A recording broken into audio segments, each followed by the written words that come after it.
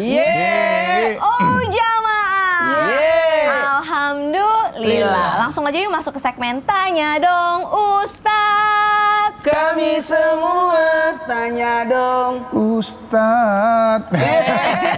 Ya Allah. Aduh ya Allah, kurang masuk Dari suaranya. Instagram hamba Allah. Harus latihan, Assalamualaikum Ustadz. Tolong nama saya disamarkan ya. Mau tanya, suami saya kalau di luar orangnya baik, tapi kalau sama istri dan anaknya sinis banget. Kalau ngomong dan sering kali marah-marah. Padahal waktu buat keluarga pas libur minggu aja, tapi waktunya selalu buat kesenangannya sendiri. Mohon pencerahannya, mohon dijawab Ustadz Maulana. Wanita yang bersabar terhadap suami, maka diberikan pahala seperti pahala Ratu Asia. Dan ingat, jangan pernah membenci suami. Yang dibenci perbuatannya tapi bukan orangnya. Nah, inilah pahala buat istri yang suaminya jadi ujian buatnya. Nah, untuk itu apa yang dilakukan seorang istri? Sekedar tahu, memperbaiki. Tadi jangan mendakwah ya, Iya, tapi baca taklim, undang malaikat ke rumah. undang malaikat ke rumah atau undang ustadz untuk mendakwai. Itu paling aman. Jikalau ada suami bermuka dua, coba undang Ustaz Dery Sulaiman untuk menasehatinya. Karena carilah orang yang bisa mengingatkan dia, karena suami itu tidak mau digurui. Tidak mau. Karena beranggapan kalau istri yang mengguruinya sama dengan mendemo. Demonstrasi. Kan dari bawah ke atas kan? Iya. Nah, tapi kalau peringatan itu dari atas ke bawah, itu bisa jadi nasihat. Maka sosok istri menyikapi suami yang bermuka dua, ayo balaslah dia dengan kebaikan, keteladanan, contoh yang baik, sehingga suami sadar akan perlakuannya. Ingat, tidak ada dosa kecil bagi suami terhadap istri, tapi dosa besar. Namanya zolim. 2, 3 Zolim. Zolim. Karena kenapa? Harusnya dia bertanggung jawab, tapi justru dia tidak bertanggung jawab. Karena kembali lagi diingatkan, 3 tugas suami: 1 menafkahi, 2 melindungi, 3 mendidik. Kalau suami tidak memberikan keamanan kepada istri, berarti salah. Ini namanya pagar makan tanaman. Harusnya seorang suami itu melindungi istri, memberikan keamanan kepada pasangannya. Kenapa justru pasangannya tidak merasa aman?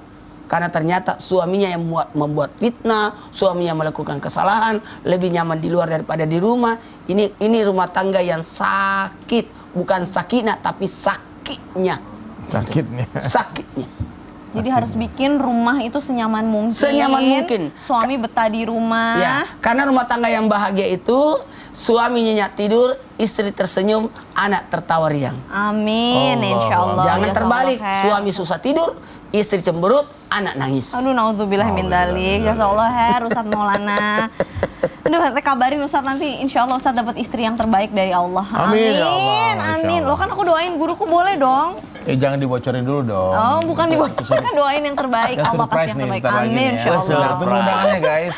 Berikutnya dari Instagram hamba Allah. Assalamualaikum Ustadz. Gimana mengembalikan kepercayaan orang-orang akibat ulah dari keluarga, yaitu ipar yang bermuka dua? Waduh, kalau saya tadi suami, ipar. Ini ipar. Karena keluarga sudah tidak lagi percaya, saya dikira selingkuh padahal tidak melakukan. Ustadz, gimana nih Ustadz Dery? Ya Allah, ada aja persoalan umat ya. Masya Allah. Tadi suami bermuka dua, ya. Sekarang ipar bermuka dua.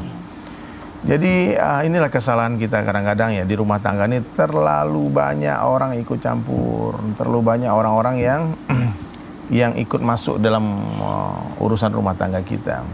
Ya, kalau masalah yang tadi yang dijelaskan Ustaz Maulana itu ya, ada istri yang mengeluhkan suaminya begini, suamiku baik di luar, kenapa di rumah tangga tidak baik? Mesti istri juga harus introspeksi diri ya. Kenapa suamiku sama orang bisa baik? Berarti dia kan punya kebaikan. Ya. Aslinya dia orang baik. Kenapa kos di rumah dia bukannya dia baik malah dia marah-marah? Nah, berarti mungkin ada kalimat, ada attitude kita yang mungkin membuat dia tidak nyaman di rumah itu. Ya. Nah, mungkin perlu pindah rumah. Kadang-kadang suasana itu perlu juga, Ustaz. Oh iya, benar. Perlu pindah suasana. Apalagi di rumah tangga itu ada orang lain selain suami, istri, dan anak-anak. Ada mertua, ada ipar, apalagi ipar. Ipar adalah racun kan? Ipar itu racun kata Nabi. Ipar itu racun. Hati-hati ini ya. Ya, berapa banyak kejadian-kejadian yang fitnahnya luar biasa ya. Awalnya dia sama-sama adiknya sekolah ipar, terus tinggal satu rumah. Gak boleh hadirin sekalian, karena ipar itu bukan mahram. Ya, maka rumah tangga yang bercampur baur ini, ini sebetulnya harus belajar lagi tuh. ilmu fikih ya, siapa aja orang-orang yang mahram, yang bukan mahram. Nah, jadi ipar mesti nggak perlu harus jadi persoalan kalian. Ipar tuh mesti harus jadi pertanyaan. Ya kenapa dia harus ikut campur, harus mengganggu urusan rumah tangga kita. Nah, jadi buat suami istri fokus kepada keluarga kalian, karena tanggung jawab seorang suami itu bukan hanya memberi makan, minum, nafkah, tapi suami yang sukses adalah suami yang mampu mengajak istri sampai ke dalam surga, lalu mereka sujud berdua di hadapan Allah setelah menatap indahnya wajah Allah. Masya Allah. Dan ayah yang sukses siapa? Ayah yang mampu meyakinkan anak-anaknya satu, subhanallah, lebih berharga daripada seluruh dunia beserta isinya. Amin, insya Allah. Gitu. Jadi cara mengembalikannya adalah kembali berdoa sama Allah. Insya Allah itu semua dibalikan oleh Allah. Menjauh dari circle-circle orang-orang yang toksik tadi. Oke, baik, berarti jauhin dulu ya sementara ini. Oke, baiklah kalau gitu Ustadz Syah, mohon muhasabahnya dari pembelajaran kita pada pagi hari ini dan juga doanya. Bismillahirrahmanirrahim. Jamaah Islam itu indah dimuliakan Allah Subhanahu wa taala. Allah Subhanahu wa taala berfirman di dalam Al-Qur'an, "Al-akhillau yawma idzin ba'duhum li ba'din adu illal muttaqin."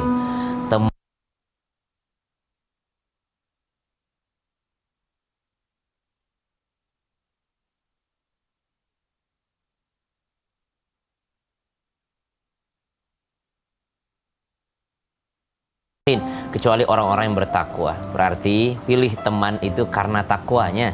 Dan kita jikalau ingin menjadi teman yang baik, menjadilah teman yang bertakwa dan mengajak kepada ketakwaan kepada teman-teman kita. Maka itulah teman yang baik. Teman yang baik belum tentu mereka yang suka traktir, belum tentu. Teman yang baik belum tentu mereka yang senantiasa memuji, belum tentu.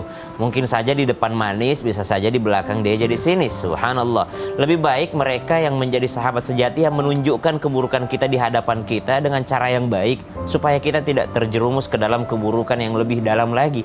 Itu adalah teman yang baik. Jikalau ada orang yang mengatakan bahwasanya ada ular berbisa di lehermu, itu bukan berarti dia membenci kita. Itu sedang menunjukkan ada kekurangan pada diri kita yang hampir saja membunuh kita. Berarti kita berterima kasih kepadanya. Yang jelas Allah katakan, "Al-akhillau yawma idzin ba'duhum li ba'din adu illal muttaqin." Ini menjadi dalil bagi kita semua bahwasanya ketakwaan itulah yang menjadi modal pertemanan yang paling utama. Saling menggandeng menuju surganya Allah, saling menggandeng menuju ridhonya Allah Subhanahu wa taala. Teman bukan saja orang asing. Pasangan kita itu adalah teman kita, teman sejati. Orang tua adalah teman kita juga, anak-anak adalah teman kita, saudara adalah teman kita semua. Maka tetangga juga teman kita. Maka jadikan ketakwaan sebagai modal pertemanan yang utama. Bismillahirrahmanirrahim. Alhamdulillahirabbil alamin. Allahumma shalli ala sayyidina Muhammadin nabiyil ummi wa ala alihi wa sahbihi wa sallim. Allahumma inna nas'aluka ilman nafi'a wa rizqan thayyiban wa 'amalan mutaqabbala. Allahumma إنا نعوذ بك من علم لا ينفع ومن قلب لا يخشع ومن نفس لا تشبع ومن دعوة لا يستجاب لها. Ya Allah, kami memohon kepadamu ilmu yang bermanfaat dan jauhkan kami daripada ilmu yang tidak bermanfaat. Jauhkan kami daripada tetangga yang buruk, keluarga yang buruk, dan daripada teman yang mencari kesalahan-kesalahan kami ya Allah dan tidak menutup aib kami ya Allah. Wa sallallahu ala Sayyidina Muhammad walhamdulillahi rabbil alamin. Alhamdulillah rabbil alamin. Jemaah belajarlah cukup dalam memuji dan cukup dalam dekat dengan teman-teman. Saya Caca Frederika mohon pamit undur diri dulu. Mohon maaf apabila salah-salah kata. Wassalamualaikum warahmatullahi wabarakatuh. Waalaikumsalam warahmatullahi wabarakatuh.